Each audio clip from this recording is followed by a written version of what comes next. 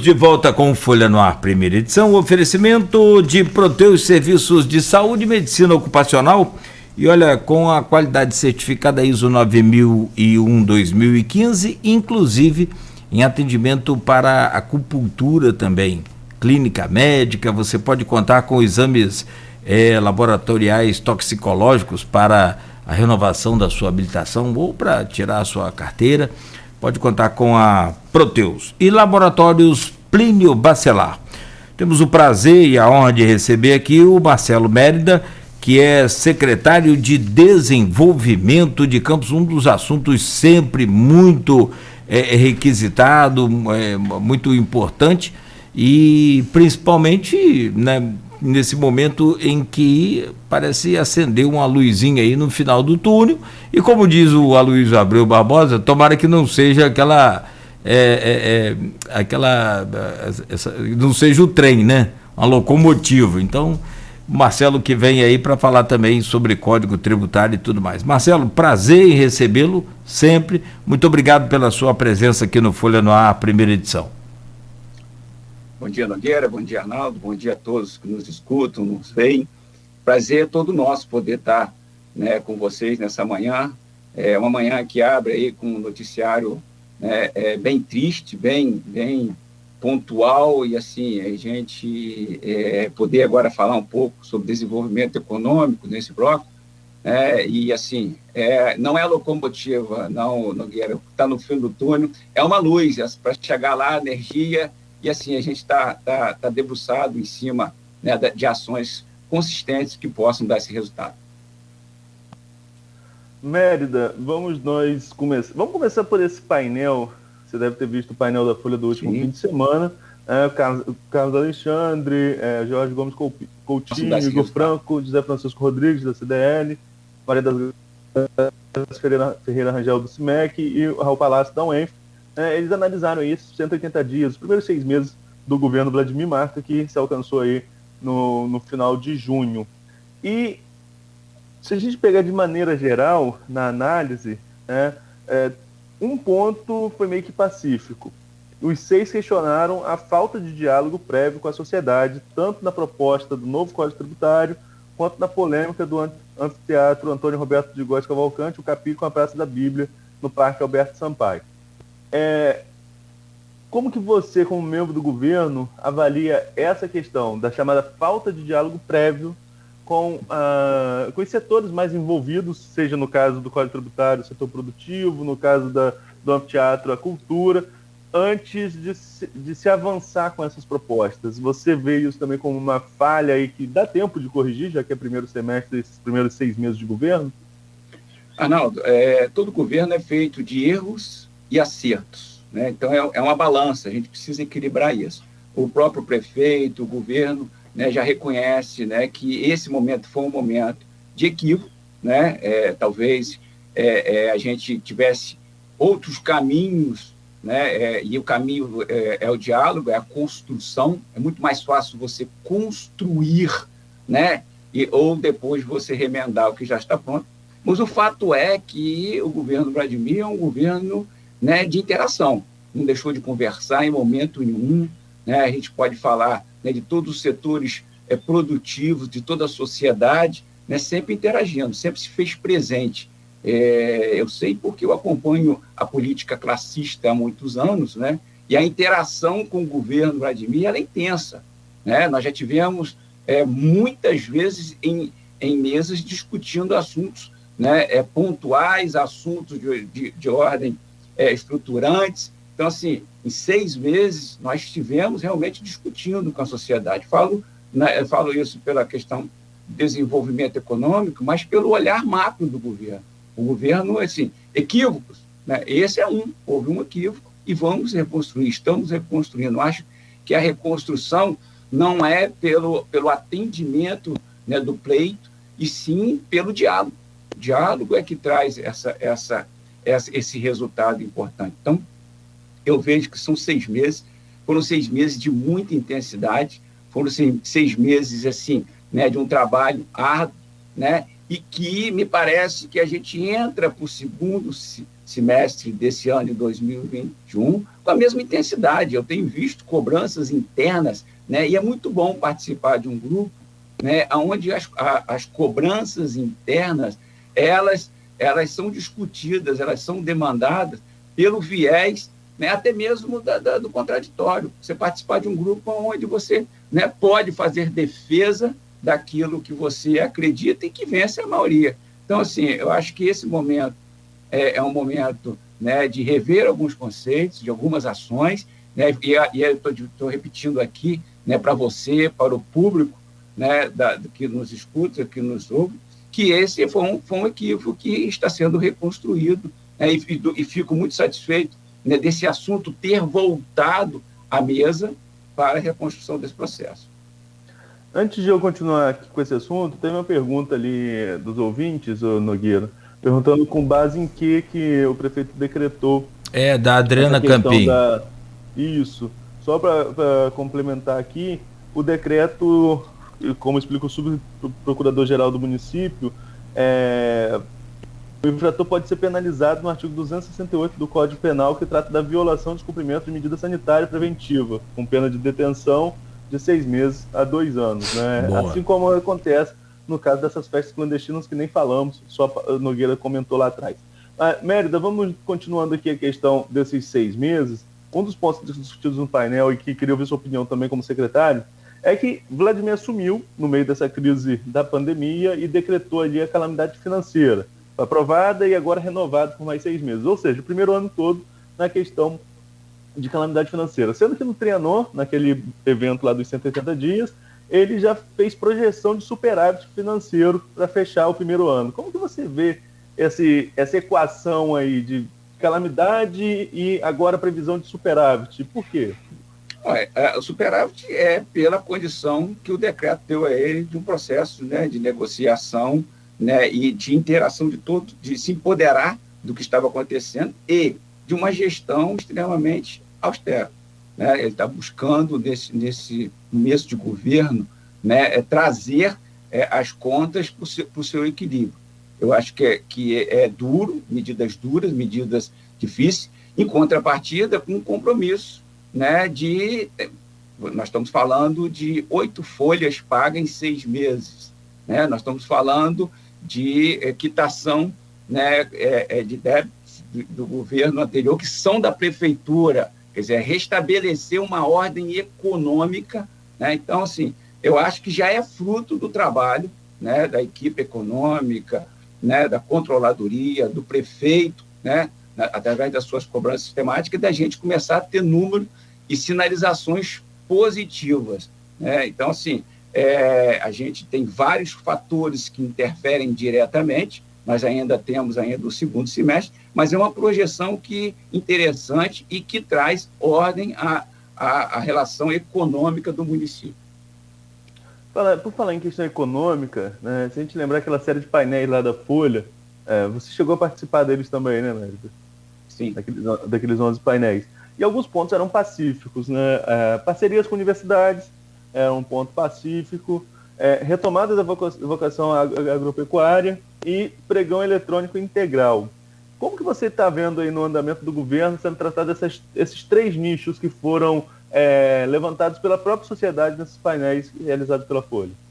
Eu já tive a oportunidade, até mesmo aqui na Folha no Ar, né, de falar da potencialidade que nós temos em Campos pelo viés, né, das academias instaladas aqui, né, pelo legado que elas têm, né, e da interação da sociedade, né, com ela. Eu entendo assim, que o governo, né, como um todo, né, ele tem esse olhar clínico para essa questão. Né, o prefeito trouxe a academia, né, para dentro do governo, através de nomes importantes que figuram dentro do nosso cenário. A Secretaria de Desenvolvimento Econômico está procurando, né, interagir, né, dentro do seu viés, e tem visto que a gente tem muito, né, a acrescentar e a caminhar nesse sentido.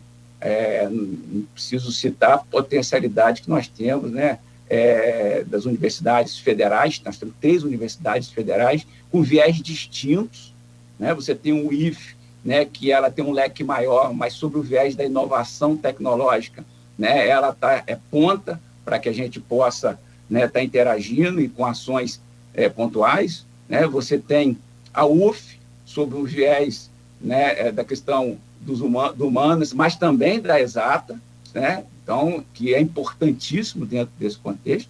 Você tem a Rural, que é essencialmente importante nesse processo. O professor Almir, né, tem dado a sua contribuição e trazendo resultados imediatos, né, para o governo, seja através das prospecções para o futuro, seja para estruturante, né, porque a agricultura ela depende da acessibilidade. Ele tem feito um trabalho, com toda a dificuldade, um trabalho que tem deixado um legado importante. No viés, né, da UENF também, eu diria que ela é de um leque, né, e opções muito maior, uma universidade estadual, em que essa interação é importante. E, assim, há também né, as universidades, né, privadas também, que sempre deixaram um bom legado na cidade. Então, eu entendo que esse ponto é um ponto que ele tem avançado, talvez não tenha avançado na velocidade, né, mas ele tem um legado a deixar importantíssimo para o município. A questão do pregão, né, são resultados que vêm acontecendo, né? Até semana passada, a prefeitura já tinha realizado 23 pregões eletrônicos, né, e homologado, e tem 14 já agendados. Então, sim, são avanços que estão acontecendo, né, que são respostas de um governo comprometido com aquilo que promoveu, né, que divulgou em sua campanha. Sim, eu acho que os resultados estão acontecendo, e, assim, correções, elas acontecem, né? Então, a gente fala de pregão eletrônico, né, em áreas importantes, a área da saúde, a área da educação, obras. Então, acho que esse é uma resposta que a gente vai ter uma consistência muito maior, né, com a andar do governo. Arnaldo, você me permite? Marcelo, você, como já disse aí, é da política classista há muitos anos, conhece o CDL do tempo que era Clube dos Diretores Lojistas, né, hoje Câmara dos Dirigentes Lojistas, é presidente da Federação das CDLs do Estado do Rio de Janeiro, enfim, tem aí a sua identidade carimbada como o empresário lojista. E hoje, e é também, claro, é evidente que político, foi vice-prefeito em Italva, tem sua carreira política também já encaminhada. E aí, você ficou entre a cruz e a espada. E aí eu gostaria que você narrasse esse fato para a gente e que fizesse também uma conta do saldo até aqui dessa posição política e da posição empresarial e classista, porque você teve que defender, evidentemente, que a classe, né, como empresário e como diretor de uma instituição de classe comercial, e, por outro lado, como secretário do governo, autor do projeto do Código Tributário que, né, gerou essa demanda toda de polêmica, muito em cima da hora, não houve discussão, enfim. Como é que você lidou com toda essa situação e se, claro, desgaste tem em qualquer lugar, mas eu quero saber se você consegue somatizar isso aí e passar para a gente. Nogueira, discussão tributária, ela não é nova, né, dentro do nosso cenário.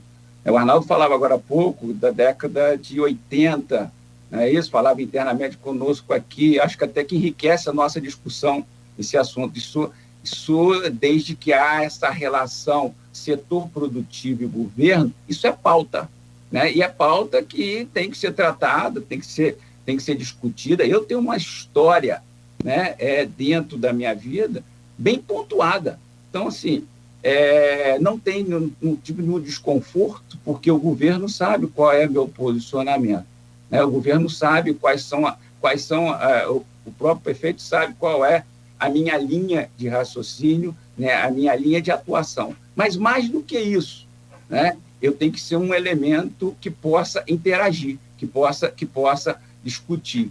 eu digo assim, se eu posso contribuir nesse processo, é o processo da interação, da construção, né? Então, assim, nós temos interagido com o setor produtivo, que historicamente sempre se pronunciou, sempre se posicionou, né? Buscou, né, em determinado ações com mais diálogo, outros com menos diálogo.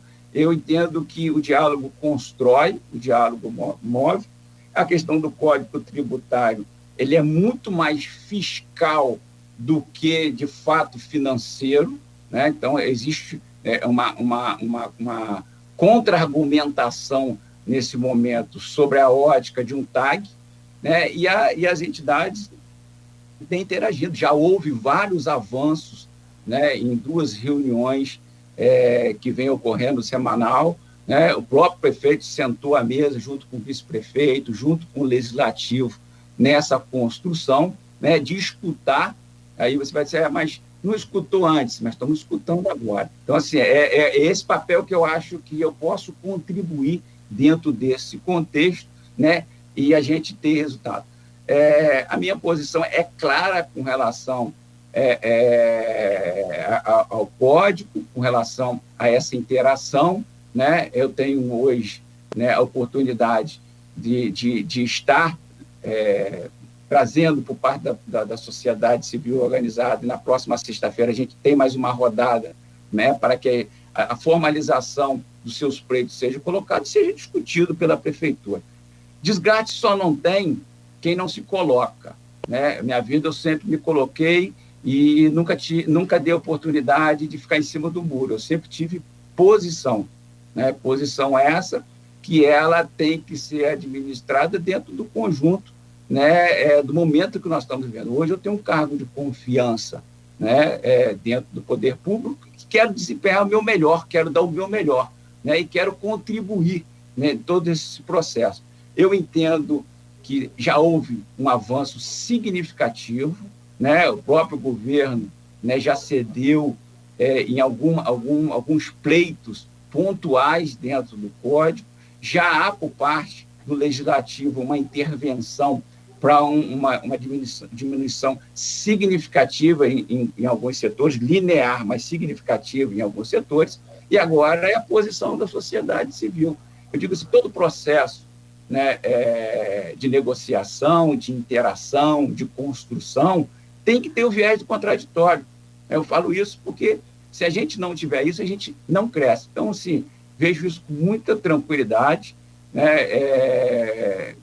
Tem uma história de posicionamentos, né? Não é uma história construída em cima, né, em cima de fatos, né? Então, eu fico muito, muito tranquilo em poder contribuir nesse processo de interação. Só mais uma coisa, você fala sobre diálogo, Arnaldo, e Marcelo, e o que faltou então para que o prefeito tivesse diálogo antes do código ser lançado na Câmara, ser apresentado à Câmara 13h para ser votado às 5? Ele já foi reconhecido pelo próprio prefeito e pelo governo, foi um equívoco. Vamos construir agora o futuro, né, em cima dos exemplos que nós tivemos agora. Então, eu não vejo isso como um fato determinante de que se não possa sentar, discutir, interagir, crescer, né? Então, assim, o prefeito Vladimir tem, com toda a sua dinâmica, com toda a sua vontade, né, de governar, ele é um governante que está aberto à sugestão, ele está aberto, né, até mesmo, e é importante que esteja aberto ao contraditório e à crítica para poder crescer. Esse fato é um. Bom, Nogueira, vamos lá. Eu queria, já que a gente entrou na questão do Código Tributário, Marcelo, você falou que estão acontecendo rodadas de negociação, conversas, e você falou também que sua posição é muito clara para o governo em relação a essa questão. Eu queria saber qual é essa sua posição, se fosse clara para a gente aqui também, e como que está avançando isso, porque vez ou outra surge uma outra nota dizendo que o setor produtivo é contra qualquer mudança no Código Tributário. Conversa, o setor produtivo é contra qualquer mudança no Código Tributário. Vai dar para avançar? Nós temos o mês de julho aí que caiu como uma luva para o governo, não dá para negar isso, recesso legislativo, ganhou esse mês aí para negociar totalmente com o setor produtivo. O que deve avançar nesse diálogo aí, no seu ponto de vista? Olha, já avançamos muito, né? Já tiramos, falei agora há pouco, já avançamos em questões pontuais, questões, né, pela intervenção do legislativo, já avançamos. As notas, né, eu acho que são fruto daqui do posicionamento claro das entidades, né, que o momento é um momento de grande dificuldade, né, o momento é um momento que qualquer tipo de aumento de tributo ele venha prejudicar. E aí, assim, nós estamos falando, e é bom deixar bem claro para todos os nossos ouvintes, sociedade, nós estamos falando de taxas, né? Nós não estamos falando de impostos que incidem sobre produção. Mas seja o que for hoje, é difícil para o setor produtivo assimilar. A minha posição é clara com relação a isso, tem discutido isso dentro do governo, né, que toda alteração ela traz desgaste, né, e traz dificuldade para o setor produtivo. Por isso que eu disse, olha, nós não estamos discutindo um código tributário pelo viés da arrecadação. Nós estamos discutindo um código tributário pelo viés da questão contábil, né, que é a questão de um TAG, que é a questão do ajuste fiscal. Então, assim, ele tem um viés, né, que tem ali a construção com o setor produtivo, podem dar bons resultados. O papel do setor produtivo é esse mesmo, ele tem que fazer a sua defesa, ele tem que fazer as suas colocações, ele tem que se colocar, né, de posição clara. E, do outro lado, tem o governo que tem que olhar, né, todas as suas necessidades e dificuldades, né, e dar prosseguimento. Eu não me assusto, Arnaldo, com as notas, né? Eu gosto do resultado. Eu acho que a gente está trabalhando para que tenha um resultado que seja importante para a cidade, né? A posição das entidades, né, e aí eu falo isso com muita tranquilidade, ela tem que ser avaliada, né, pelos setores competentes, né, do município, e assim como se atende, né, à necessidade do governo de apresentar um TAG ao Tribunal de Contas. Como o Nogueira colocou, Mérida, você também é um agente político, não só hoje como secretário, né, como foi vice-prefeito. Eu vou fazer o gancho para o próximo bloco, então, Nogueira, já está no nosso horário? Pode ser. Aí eu faço o gancho do Código Tributário e do painel também. O governo perdeu capilaridade muito rápido na Câmara nessa questão da votação do Código Tributário.